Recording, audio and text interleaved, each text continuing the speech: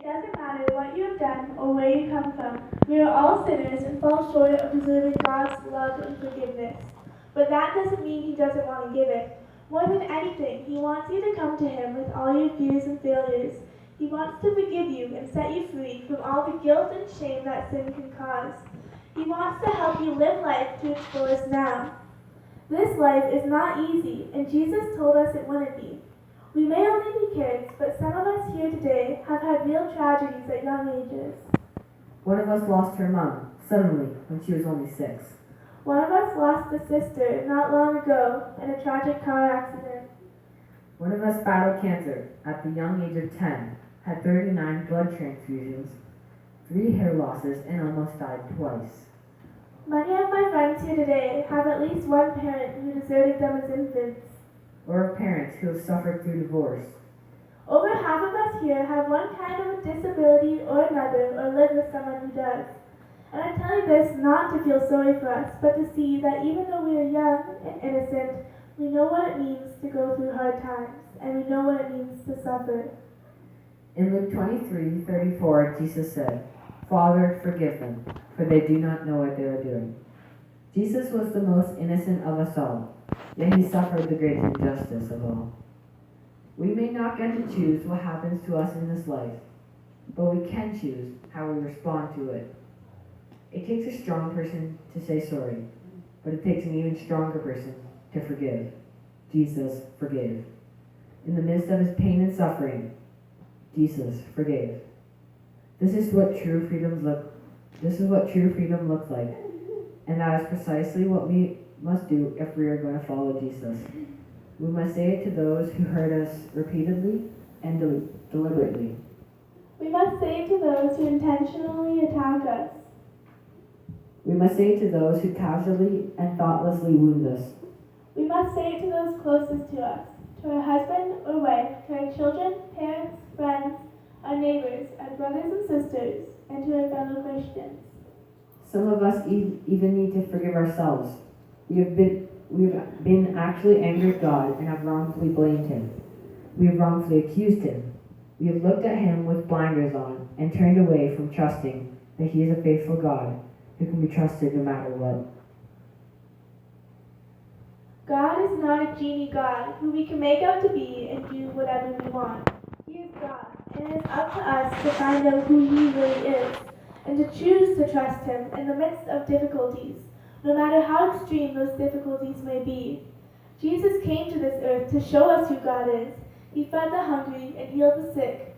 He suffered and died the greatest, most horrific death, and yet chose to forgive. Forgiveness in its essence is a decision made on the inside to refuse to live in the past. It's a conscious choice to release others from their sins against you so that you can be set free. It doesn't deny the pain or change the past, but it does break the cycle of bitterness that binds you to the wounds of yesterday. Forgiveness allows you to let go and move on. You can forgive even when the other person makes no confession. You can forgive without a restoration of the relationship. You can forgive when the other person has done nothing to earn forgiveness, because forgiveness is like salvation. It is a gift that is given freely. It cannot be earned. You can forgive and the other person may never even know about it. You can forgive without saying, "I forgive you," because forgiveness is a matter of the heart. Forgiving is not forgetting. It's letting go of the hurt. When the disciples were with Jesus, they asked him how to pray, and so Jesus showed them by giving us what is known as the Our Father prayer. Say it with me.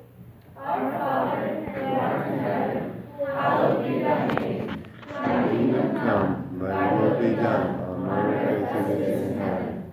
Give us this day our daily bread, and forgive us our trespasses, as we forgive those who trespass against us. And lead us not into temptation, but deliver us from evil. For thine is the kingdom, the power, and the glory, forever and ever. Amen. Do you know what Jesus said right after he gave us this prayer? In Matthew 6:14-15, he says, "For if you forgive other people when they sin against you, your heavenly Father will also forgive you. But if you do not forgive others their sins, your Father in heaven will not forgive your sins. Wow. Unless we choose to forgive, we will not be forgiven. There's no sugarcoating that statement. We live in a sometimes very sad and dark world, and the Bible tells us it is only going to get worse. But when we choose to follow Jesus, he not only gives us the free gift of salvation, but he also gives us the free gift of forgiveness. Not because any of us deserve it, but because he loves us. And God's love is perfect. No matter what life brings your way, God is faithful. Life is a journey, and it's about the choices we make that affect that journey. There are some things that happen to us as a result of our choices. And sometimes things just happen, and there's nothing we can do about it. But we can choose and believe in the midst of our difficulties that God is a faithful God. And this is our Christmas prayer for you, is that you would know He loves you. He is good. His ways are not like ours. He loves you so much that he gave everything for you. You see, It's all about the cross.